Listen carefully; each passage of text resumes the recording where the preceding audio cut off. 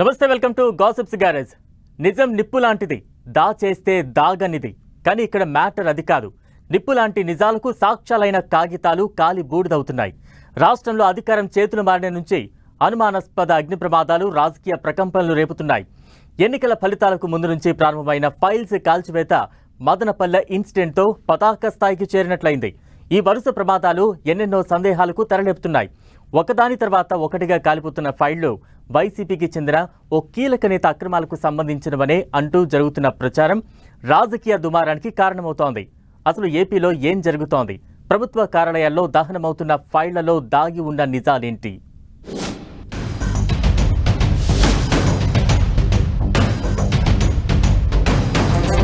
Madanapalle sub collector కార్యాలయంలో చెలరేగిన మంటలు రాష్ట్ర రాజకీయాలను వేడెక్కించాయి. ఓవైపు అసెంబ్లీ సమావేశాల నిర్వహణకు పూనుకున్న ప్రభుత్వం శ్వేతాస్త్రాలు సంధించేందుకు సిద్ధమవుతూ ఉండగా మదనపల్లెలో కీలక ఫైళ్లు కాలిపోయాయనే సమాచారం ప్రభుత్వాన్ని అలర్ట్ చేసింది. పుంగనూరు నియోజకవర్గానికి చెందిన 980 ఎకరాల అనాధీన భూములు పట్టా భూములుగా మారిన వ్యవహారంపై దర్యాప్తు జరుగుతూ ఉండగా ఈ అగ్ని ప్రమాదం జరగడంతో ప్రభుత్వానికి షాక్ ఇచ్చినట్లయింది అంటున్నారు. అధికారంలోకి వచ్చిన 40 రోజుల తర్వాత కూడా ప్రభుత్వ కార్యాలయాల్లో ఇలాంటి ఘటనలు జరగడం, అది సీఎం చంద్రబాబు సొంత జిల్లాలోనే అవ్వడంతో ప్రభుత్వం ఆగమేఘాలపై ఉన్నతాధికారులను పంపాల్సి వచ్చింది.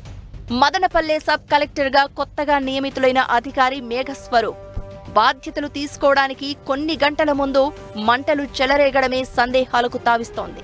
సెలవు రోజున ఓ ప్రభుత్వ ఉద్యోగి అర్ధరాత్రి వరకు కార్యాలయంలో ఉండడం, అతడు వెళ్లిన కొద్దిసేపటికి కార్యాలయం బుగ్గిపాలవడం, అందున అతడు వైసీపీ కీలక నేతకు పట్టున్న ప్రాంతానికి చెందినవాడు కావడంతో ఎన్నెన్నో అనుమానాలకు తావిస్తోంది. ఈ ప్రమాదం ఒక్కటే కాదు, గత కొద్ది రోజులుగా రాష్ట్రంలో ప్రభుత్వ ఫైళ్లు దహనమవుతూనే ఉన్నాయి. ఈ చర్యల వెనుక ఏమైనా కుట్ర ఉందా అనే కోణంలో ప్రభుత్వం ఆరా తీస్తోంది.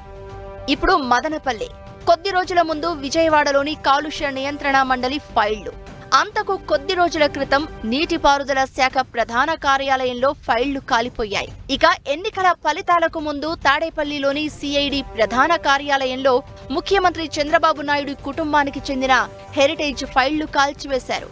అమరావతి ఔటర్ ఇన్నర్ రింగ్ కేసులో హెరిటేజ్ నుంచి స్వాధీనం చేసుకున్న ఫైళ్లు గుట్టుగా కాల్చివేయడం అప్పట్లో రాష్ట్ర వ్యాప్తంగా సంచలనమైంది. ఇకిప్పుడు మదనపల్లెలో కూడా విలువైన భూములను ఉమ్మడి చిత్తూరు జిల్లాలకు చెందిన వైసీపీ కీలక నేత దక్కించుకున్నట్లు ఆరోపణలు ఉన్నాయి. ఈ వ్యవహారంలో పలువురు ఐఏఎస్ అధికారుల పాత్రపైన ప్రభుత్వం విచారణ జరుపుతోంది. ఇలాంటి సమయంలో అర్ధరాత్రి అగ్ని ప్రమాదం జరగడమే అనేక అనుమానాలకు దారితీస్తోంది.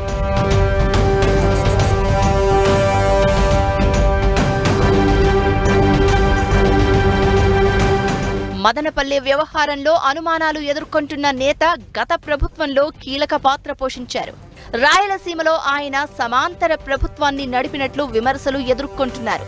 ఆ నేత కుటుంబ సభ్యులు అనేక అవినీతి అక్రమాలకు పాల్పడినట్లు ప్రభుత్వానికి వరుసగా ఫిర్యాదులు అందుతున్నాయి.